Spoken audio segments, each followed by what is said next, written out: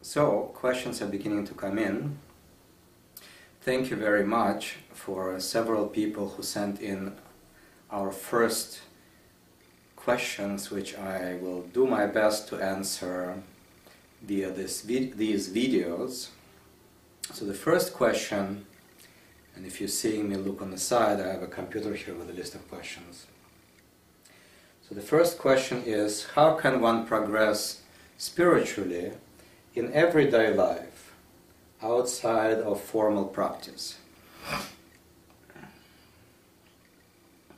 How can one progress spiritually in everyday life, outside a formal practice? This is a great question. And I would say this is the key question. There are many reasons for it. One is that meditation or any other spiritual practice, while important, I think is secondary to how you view life, how you conduct yourself in your life.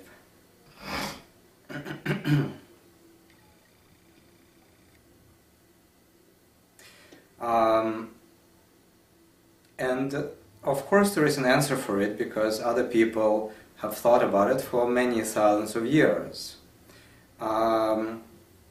If you look at classical yoga texts, such as what Ramakrishna Paramahansa was talking about, such as Vivekananda was talking about, such as my guru was talking about, there are basically three fundamental yoga practices.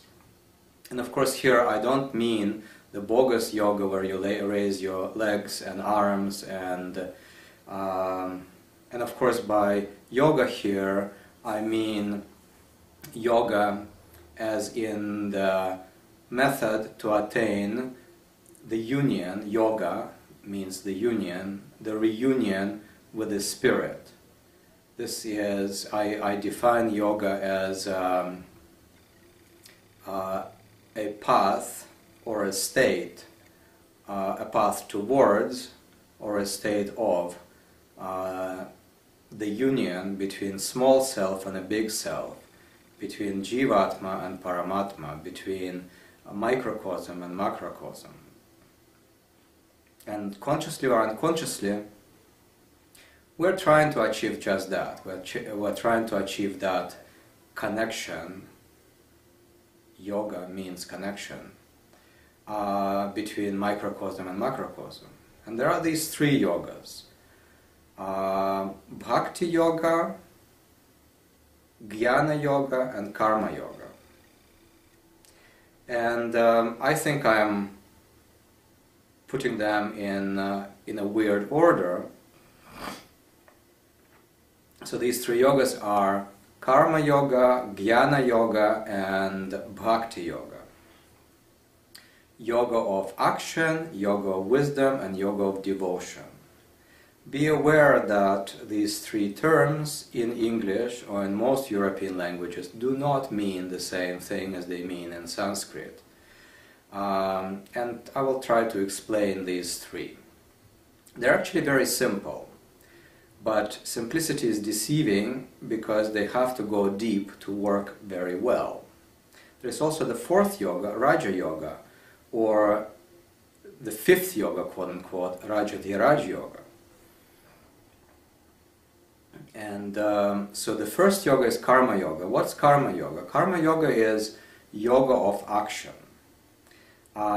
This is where we use action to further our spiritual path.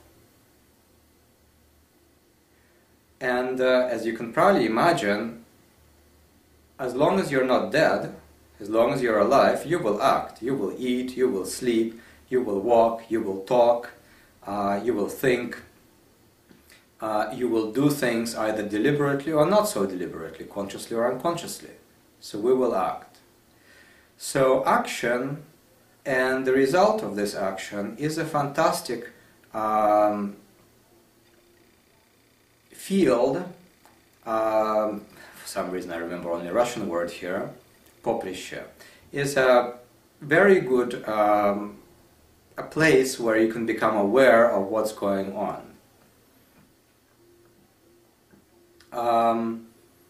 Say, for example, you talk to a friend, that's an action.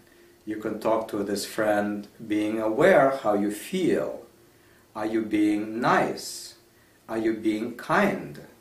Are you being aware that your friend is an expression of a divine consciousness? Are you aware that you are close to your friend spiritually? And for that matter, when you talk to someone you don't particularly like, or, well, let's say it, hate someone, they are also deep inside just like you. They are that eternal consciousness. And you can become aware of that. And that would be a great practice, to be mindful of that. It's frankly much more direct practice, in my opinion, than trying to repeat a mantra and trying to reconnect with the divine self that way, or any form of meditation. Now, by becoming observant of your actions, you will begin to develop wisdom, and that's where yoga wisdom, Jnana Yoga, comes in. Now, you can develop yoga wisdom in other ways. You can read scriptures, you can read books written by smart people, wise people, people older than you spiritually, deeper than you. That will also develop your wisdom. Ultimately, wisdom and action are interrelated, because right action furthers your wisdom, and wisdom furthers the right action. And that's why in Tantra we have a symbol where two triangles are superimposed on each other,